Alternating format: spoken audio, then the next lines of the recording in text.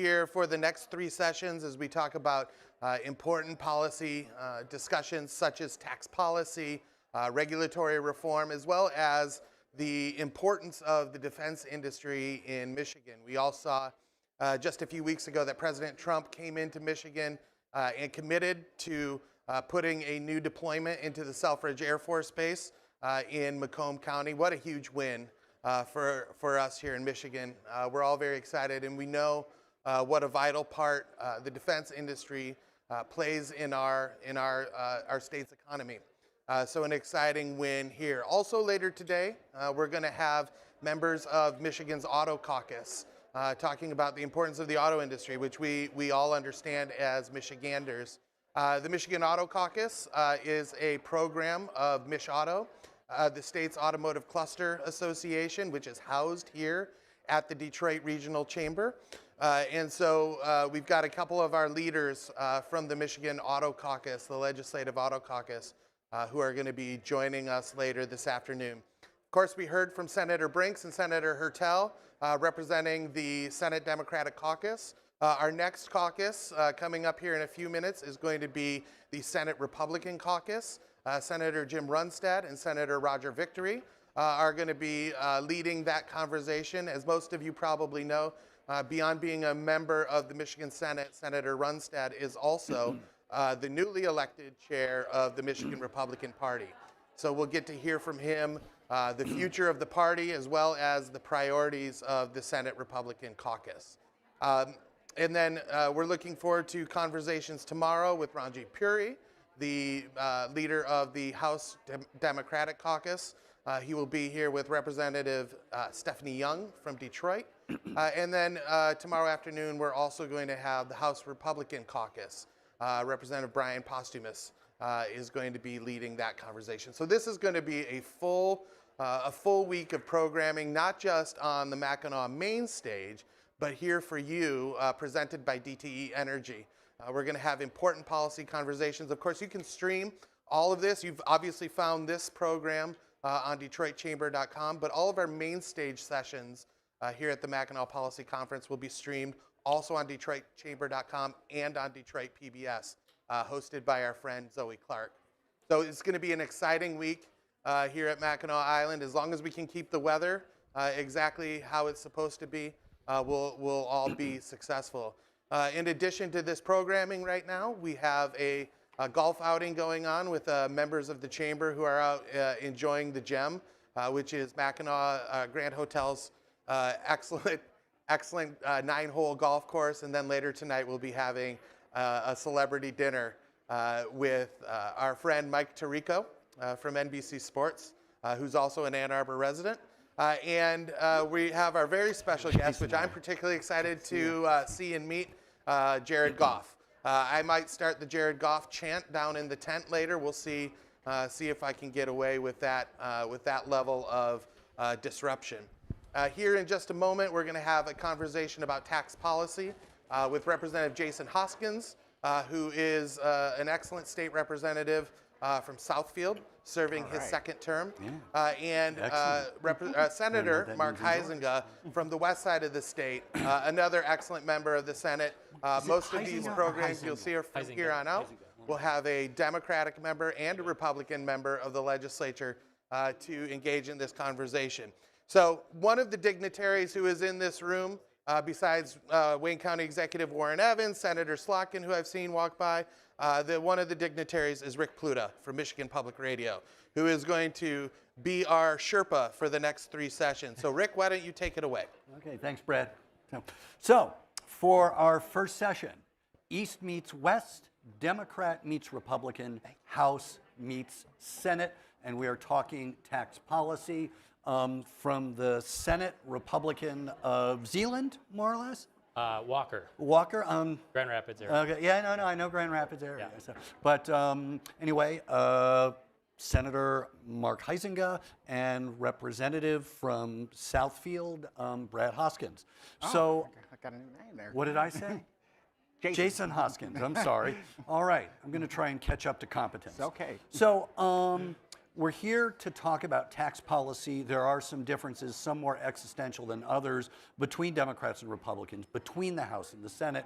And I guess I'd like to start talking about how the revenue picture may be tempering ambitions in terms of revenue, I guess more or less on the Democratic side, and tax cuts, which I know Republicans would like to see, especially on the income tax. Senator, I would like to start with you. Is there room for an income tax reduction, considering the reduction in revenue that we are seeing according to the latest projections? Yeah, I think it's fair to say that when we look at taxes, especially hardworking Michiganders, they're all looking for relief. And finding ways to cut taxes for them is important. It's what I hear every day. It's a kitchen table issue. How do we put food on our table? And anything we can do to close that gap for them is valuable. And of course, you could argue that we need more money in the state. However, we've seen our state budget balloon by something like 40% in the last 5 or 6 years. Okay, well, we know on the federal side that we've got people having concerns about, for example, Medicaid. Name one place that you would look to roll back spending in order to fund an income tax reduction. Sure, I think there's a lot of opportunities for efficiency, especially when you look at our budgets. Let's take housing, for example. That's one of the main issues we hear all the time. We can't afford housing. Yet we have several departments that kind of dabble in this. We've got the Michigan State Housing Development Authority. They do a great job of it, but we also see things in DHHS, we see things in MEDC, and I think if we focused on that and let those people operate more efficiently and stay in their lane and focus on what they're tasked to do, I think we'd see efficiencies there. Is there a particular program that you would look at? Just one don't place, see- for example. Yeah, I don't see anything in general, like specific, like here's the cut I would make, but what I would say is that we do need to see efficiencies in our government. I mean, let's look at it from a very simple perspective. We've seen the number of people that work for state government continue to grow over the last 4 or 5 years with stagnant population. Why is it we need all these more people with additional expenses with poor performance? Okay. Representative, I want to turn to you. So do you think that there is room, considering where things stand, for the state to find more revenue? Yeah, I think that we can, just like Senator Huizenga said, there's always room for efficiencies, and I'm always looking for ways to make sure we're putting money back into Michiganders' pockets. But I also want to make sure that we are running government in an efficient way as possible, and with the resources that we need. And I want to make sure that we are definitely doing everything we can to make, if we have to, targeted cuts. But if we have to also look at raising that revenue, I want to make sure we're doing that too, and doing that in the most responsible way as possible. Where would you go for revenue? There's a number of ways that we can do it. I mean, we were looking, even last term, we were looking at ways that we could possibly bring more revenue into the state. And there's a number of proposals that I've heard throughout, even as we were having the discussion about road funding. There were a number of proposals I was hearing about, pot for potholes, for example, and other fees, and maybe other ways that we can raise more revenue. But I mean, I'm willing to have that thoughtful conversation about how we can do that and what are the best ways that I think we all can get agreement on. Mm-hmm. Do you think, Senator, that there is room for the income tax rollback that Republicans have called for? Yeah, I think there is, because when that proposal was put forth, it said basically if state government grows to a certain level, then we're gonna cap that. And instead to say we're gonna not cap that basically means we want bigger government and more government. I think we have to look at the long-term consequences of this, because when we see our stagnant population in the state of Michigan, we just have to ask ourselves, are we creating a better environment for us to have business, a better place for us to work, or making it more complicated and more expensive? And it's a very delicate balance, and we have to have the safety net for people that have needs, but we also have to make sure that it's an attractive place to do business and to live and work. Mm-hmm. So, again, but revenue is also a part of quality of life for the state in its entirety, the safety net that you're talking about, and also at the community level. How do you do reductions from anywhere and still maintain the quality of life that we're talking about that's a part of government services. Yeah, I think if you look at the situation, even with the road funding program, Which we're going to get to. for the last couple of years, and this is related to taxes, for the last several years, we've bonded for the roads. And when you bond, that's basically nothing more than a credit card. Now, let's say you buy a refrigerator and it's going to last for 15 years. If you choose to put that on a credit card, you certainly may, but you're going to pay a lot more dollars over time with that. The issue is that now the interest on that this year is something like $331 million. That means that money can't go to fixing roads, and then on top of that, $50 million comes off the top of Act 51, which means we don't have funding $50 million less for both our counties and our local roads. It's a circular problem. I mean, it's self-defeating, and so when we talk about efficiencies, we need to be smart with the hardworking taxpayer dollars. And this was not a good move. I mean, if we use the example of the refrigerator, if you pay that off over 15 years, it's done. We're doing the same thing with our bonds for the roads. It's going to last for 20 years, and now after 20 years, what are you going to do? The roads have to be rebuilt. Are you going to bond them again for excess cost? We need to see more efficiencies and match revenues with expenses. Okay, but Senator, you opened the door. What about revenue for roads? I mean, I don't know anyone who doesn't think that there doesn't have to be more money, substantial more money coming in, and that's not going to be just efficiencies. Right. Well, and I think it's fair to say that we want to make sure that all the money at the pump goes to the roads. There's an issue, though, because some of the money at the pump goes to education. We've got to find ways to fill that gap. I think the House plan moves in the right direction. We haven't seen a plan in the Senate yet, so I don't know what exactly those specifics are. But I will say this, the people, when they put dollars in the pump, they want to make sure that those dollars are going to fix the roads, and we haven't been doing that. We haven't been doing that for a long time, and this is one of those chronic issues that we probably need to fix because it's just not sustainable. Even if you put on top of that inflation in general, we'll see increased taxes come in with increased sales taxes, of course, because things cost more, but the flip side of that is then, of course, the roads cost more to fix as well. So we're really at this catch-22 position right now. Representative Hoskins, is there room, you said you're open to efficiencies, Sure. but is there a space for Democrats to basically agree to some partial reduction in the income tax rate like Republicans are insisting upon? I think all options can be on the table.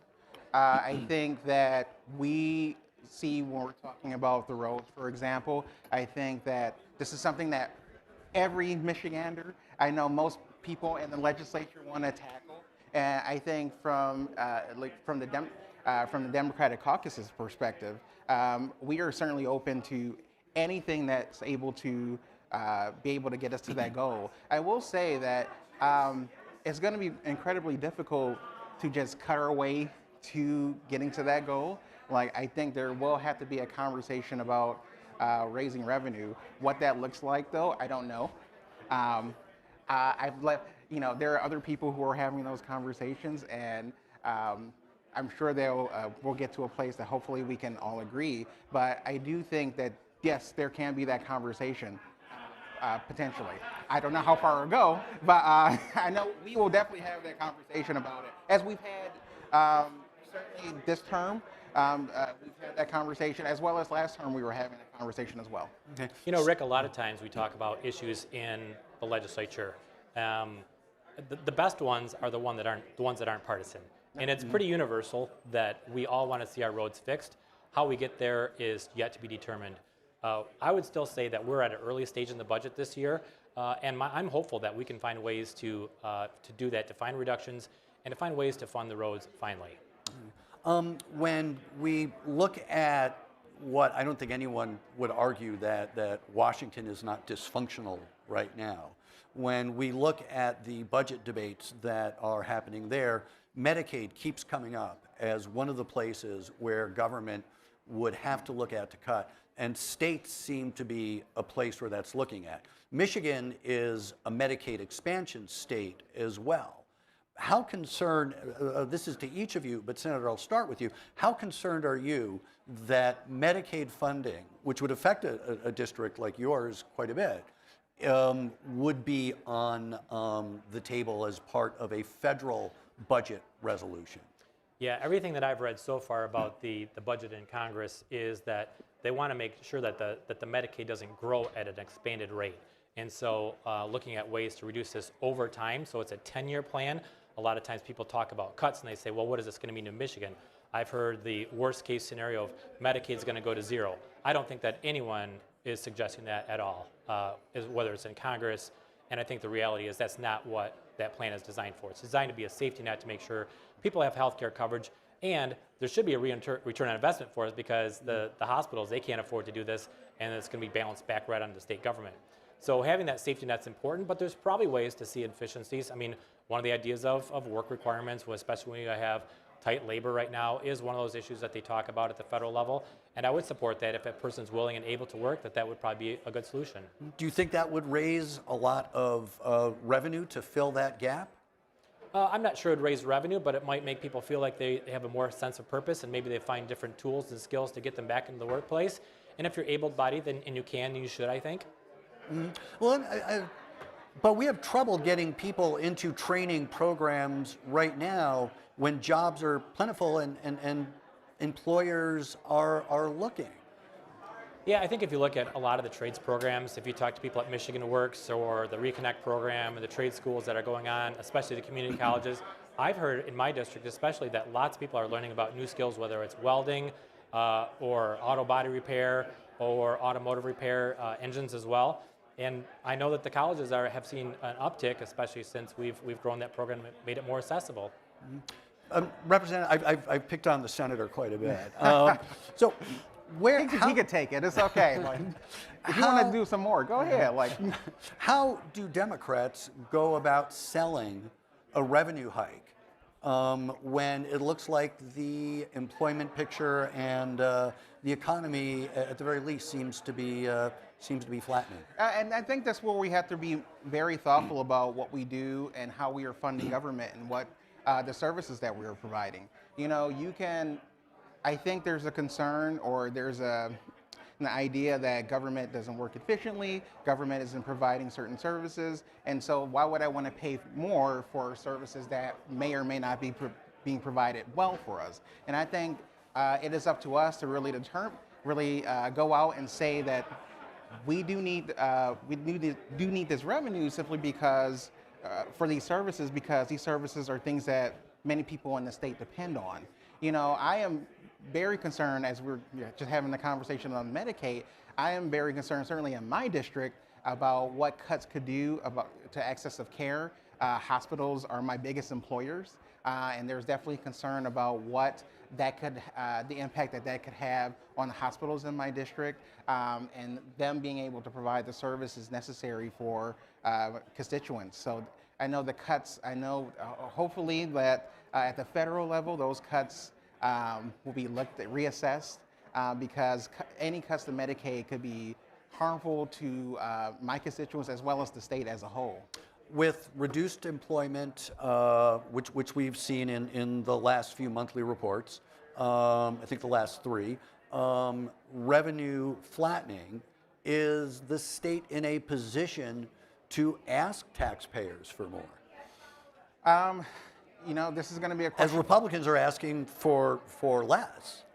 Yeah, you know, this is something that we are definitely going to have to take a look at and see if this is something that we can really provide, and really go out to voters and constituents and ask, like, again, are these services that are something that you really need? Are these things that are working well? You know, we in the beginning we were having a conversation about efficiencies in government and how government can work well. And I think when you make the case that these services are vital, people will be willing to pay for them.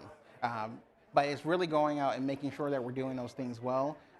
And then I think once you do that, you'll be able to have that conversation about raising revenue. Is there the will in the legislature for the sort of business attraction incentives that the Whitmer administration is talking about? You know, I think that as somebody who worked very hard 2 years ago, or last term, I was the chair of the Economic Development and Small Business Committee in the House. And, you know, those tools were some of the things that we were able to get through. A lot of them were things we're able to get through on a bipartisan basis. And I think there is a conversation around how we can among other things, incentivize businesses to come here. What that looks like, it might have to be a little bit different, especially in this environment. I don't know what the appetite is on both sides of the aisle, but there's a lot of things that we can do beyond incentivizing businesses. Again, Which I'm just going to jump in, that yes, they were adopted with bipartisan support. They were also opposed with bipartisan opposition. but it got through. That's the only, that's what matters, right? They were able to get through because I think on both sides of the aisle, we saw the value of having certain tools at our disposal to be able to compete with other states in the country. I mean, other states, they have tools just like we do on incentivizing a business to come to their area. Some of them have other things that they're able to do. You go to somewhere in the South like Tennessee or Mississippi, they had things in place for site readiness that we don't have here in Michigan. The permitting process was a little bit more streamlined. There are things that we can do here in addition to incentivizing incentives that can make Michigan a more attractive place for business to come and stay. Senator, on incentives, is there the appetite to move the governor's package through the legislature? I'll just say again that I truly agree with Rep. Hoskins on this one, that we need to make government more efficient. We know that there are lots of process problems with efficiency, getting a permit, and when you're an outstate person looking to come to Michigan, we don't check the box in a few of those areas, and we need to do a more and better job. I think sometimes we're purely focused on getting the job instead of creating a landing zone that says we're open for business. And I think, frankly, when we talk about taxes and increasing taxes for the people of the state of Michigan, if I'm a business owner and coming to the state of Michigan, I would see that as the negative. So that's another one of those balances that we have to have. I like incentives. I like what the MEDC does, and in many ways, but I would actually focus more on creating site readiness facilities, that places that people can come in, have a landing zone that says we've got our gas, our electric, our energy, all these things ready to go here. Just a cornfield is not ready for development. So creating the infrastructure to give them a place to come in and land that says Michigan's open for business is probably a good policy. When I was mayor of the city of Walker, that's exactly what we did, and we brought in thousands of jobs. And that's part of the incentive process too that kind of is not talked about, or certainly wasn't talked about a lot last term and not talked about that much this term, is that when we're incentivizing businesses, that is a part of it, the site readiness portion. It's just, I think we can do it a lot better. I think maybe we can focus on specifically site readiness as we're talking about bringing businesses here. Yeah. Although, I mean, it's people keep saying that gardening, versus incentives, but in the end, a lot of companies, big employers that act as lures for smaller employers surrounding them, at some point, they want the government, the state, the local governments, both to write a check. Should that be a non-starter? Well, I think it's a two-part answer there, really. One, most jobs come from small businesses, and creating a climate that says we're open for small businesses to start up here and to be successful, that's actually where most jobs come from. It's great to have the big employers come to town, and that's part of it, but it's a healthy balance between both of those things. Yeah, and I would agree with that too. We want to make sure Michigan is a vibrant and livable place that you want to have your business come to. You want to have your business stay, and we also there's a huge conversation around talent, attracting and retaining talent here to the state, and we want to make sure we have the things in place, the tools in place to be able to attract that. A great education system. I can't tell you how often, at least in my neck of the woods, I heard about public transit and some kind of transit system here in the state.